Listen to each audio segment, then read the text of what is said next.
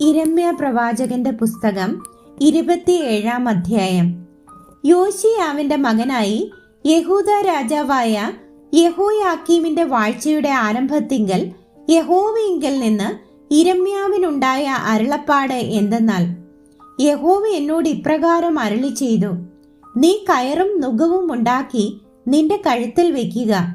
പിന്നെ അവയെ യഹൂദ രാജാവായ സിദെക്കീയാവിന്റെ അടുക്കൽ വരുന്ന ദൂതന്മാരുടെ കയ്യിൽ എദോം രാജാവിനും മോവാബ് രാജാവിനും അമ്മോന്യരുടെ രാജാവിനും സോർ രാജാവിനും സീദോൻ രാജാവിനും കൊടുത്തയച്ച് തങ്ങളുടെ യജമാനന്മാരോട് പറവാൻ നീ അവരോട് കൽപ്പിക്കേണ്ടത്, ഇസ്രായേലിന്റെ ദൈവമായ സൈന്യങ്ങളുടെ യഹോവ ഇപ്രകാരം അരുളി ചെയ്യുന്നു, നിങ്ങളുടെ യജമാനന്മാരോട് ഇപ്രകാരം പറവിൻ, ഞാൻ ഭൂമിയെയും ഭൂതലത്തിലെ മനുഷ്യനെയും മൃഗങ്ങളെയും എൻ്റെ മഹാശക്തി കൊണ്ടും നീട്ടിയ ഭുജം കൊണ്ടും ഉണ്ടാക്കിയിരിക്കുന്നു. എനിക്ക് ബോധിച്ചവന് ഞാൻ അത് കൊടുക്കും. ഇപ്പോഴോ ഞാൻ ഈ ദേശങ്ങളെയൊക്കെയും എൻ്റെ ദാസനായി ബാബേൽ രാജാവായ നെബൂഖദ്നേസറിന്റെ കയ്യിൽ കൊടുത്തിരിക്കുന്നു. അവനെ സേവിക്കേണ്ടതിന് വയലിലെ മൃഗങ്ങളെയും ഞാൻ അവന് കൊടുത്തിരിക്കുന്നു. സകല ജാതികളും അവനെയും അവന്റെ മകനെയും മകന്റെ മകനെയും അവന്റെ ദേശത്തിന്റെ കാലാവധിയാകുവോളം സേവിക്കും. അതിന്റെ ശേഷം അനേകം ജാതികളും വലിയ രാജാക്കന്മാരും അവനെ കൊണ്ടും സേവ ചെയ്യിക്കും.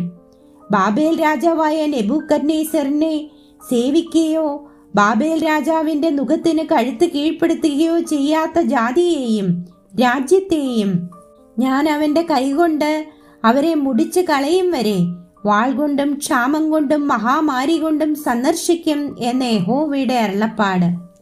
നിങ്ങൾ ബാബേൽ രാജാവിനെ സേവിക്കേണ്ടി വരികയില്ല എന്ന് പറയുന്ന നിങ്ങളുടെ പ്രവാചകന്മാർക്കും പ്രശ്നക്കാർക്കും നിങ്ങളുടെ സ്വപ്നങ്ങൾക്കും നിങ്ങളുടെ ശകുനവാദികൾക്കും ക്ഷുദ്രക്കാർക്കും ചെവി കൊടുക്കരുത്. നിങ്ങളെ നിങ്ങളുടെ ദേശത്ത് നിന്ന് അകറ്റിക്കളവാനും ഞാൻ നിങ്ങളെ നീക്കിക്കളഞ്ഞിട്ട് നിങ്ങൾ നശിച്ചു പോകുവാനും ഇടയാകത്തക്കവണ്ണം അവർ നിങ്ങളോട് ഭോഷ്ക് പ്രവചിക്കുന്നു.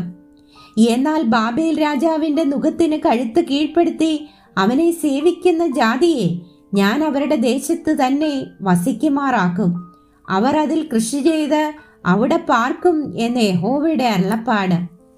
ഞാൻ അങ്ങനെ തന്നെ യഹൂദ രാജാവായ സിദെക്കീയാവോടും പ്രസ്താവിച്ചത് എന്തെന്നാൽ, നിങ്ങൾ ബാബേൽ രാജാവിന്റെ നുകത്തിന് കഴുത്ത് കീഴ്പ്പെടുത്തി അവനെയും അവന്റെ ജനത്തെയും സേവിച്ച് ജീവിച്ചു കൊള്ളുവിൻ. ബാബേൽ രാജാവിനെ സേവിക്കാത്ത ജാതിയെക്കുറിച്ച് യഹോവ അരുളി ചെയ്തതുപോലെ നീയും നിന്റെ പ്രജകളും വാൾ കൊണ്ടും ക്ഷാമം കൊണ്ടും മഹാമാരി കൊണ്ടും മരിക്കുന്നത് എന്തിന്? നിങ്ങൾ ബാബേൽ രാജാവിനെ സേവിക്കേണ്ടി വരികയില്ല എന്ന് പറയുന്ന പ്രവാചകന്മാരുടെ വാക്ക് കേൾക്കരുത്. അവർ ഭോഷ്കത്രേ നിങ്ങളോട് പ്രവചിക്കുന്നത്. ഞാൻ അവരെ അയച്ചിട്ടില്ല. എങ്കിലും ഞാൻ നിങ്ങളെ നീക്കിക്കളവാനും നിങ്ങളും നിങ്ങളോട് പ്രവചിക്കുന്ന പ്രവാചകന്മാരും നശിച്ചു പോകുവാനും തക്കവണ്ണം അവർ എൻ്റെ നാമത്തിൽ ഭോഷ്ക് പ്രവചിക്കുന്നു എന്ന യഹോവയുടെ അരുളപ്പാട്. പിന്നെ ഞാൻ പുരോഹിതന്മാരോടും ഈ സകല ജനത്തോടും പ്രസ്താവിച്ചത് എന്തെന്നാൽ, യഹോവ ഇപ്രകാരം അരുളി ചെയ്യുന്നു, യഹോവയുടെ ആലയം വക ഉപകരണങ്ങൾ ഇപ്പോൾ ക്ഷണത്തിൽ ബാബേലിൽ നിന്ന് തിരികെ കൊണ്ടുവരും എന്നിങ്ങനെ പ്രവചിക്കുന്ന നിങ്ങളുടെ പ്രവാചകന്മാരുടെ വാക്ക് കേൾക്കരുത്. അവർ ഭോഷ്കത്രേ നിങ്ങളോട് പ്രവചിക്കുന്നത്. അവർക്ക് ചെവി കൊടുക്കരുത്. ബാബേൽ രാജാവിനെ സേവിച്ച് ജീവിച്ചു കൊള്ളുവിൻ. ഈ നഗരം ശൂന്യമായി തീരുന്നത് എന്തിന്? അവർ പ്രവാചകന്മാരാകുന്നു എങ്കിൽ യഹോവയുടെ അരുളപ്പാട് അവർക്കുണ്ടെങ്കിൽ യഹോവയുടെ ആലയത്തിലും യഹൂദ രാജാവിന്റെ അരമനയിലും യെരൂശലേമിലും ശേഷിച്ചിരിക്കുന്ന ഉപകരണങ്ങൾ ബാബേലിലേക്ക് കൊണ്ടുപോകാതിരിക്കേണ്ടതിന് അവർ സൈന്യങ്ങളുടെ യഹോവയോട് പക്ഷവാദം കഴിക്കട്ടെ.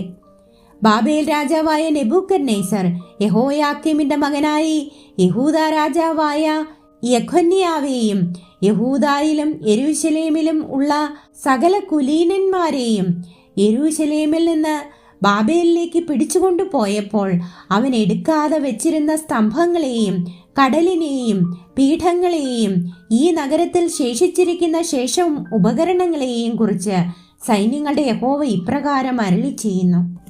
അതെ, യഹോവയുടെ ആലയത്തിലും യഹൂദ രാജാവിന്റെ അരമനയിലും യെരൂശലേമിലും ശേഷിപ്പുള്ള ഉപകരണങ്ങളെക്കുറിച്ച് തന്നെ ഇസ്രായേലിന്റെ ദൈവമായ സൈന്യങ്ങളുടെ യഹോവ ഇപ്രകാരം അരുളി ചെയ്യുന്നു: അവയെ ബാബേലിലേക്ക് കൊണ്ടുപോകും.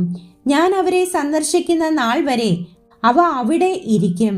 പിന്നത്തേതിൽ ഞാൻ അവയെ ഈ സ്ഥലത്ത് മടക്കി വരുത്തും എന്ന് യഹോവയുടെ അരുളപ്പാട്.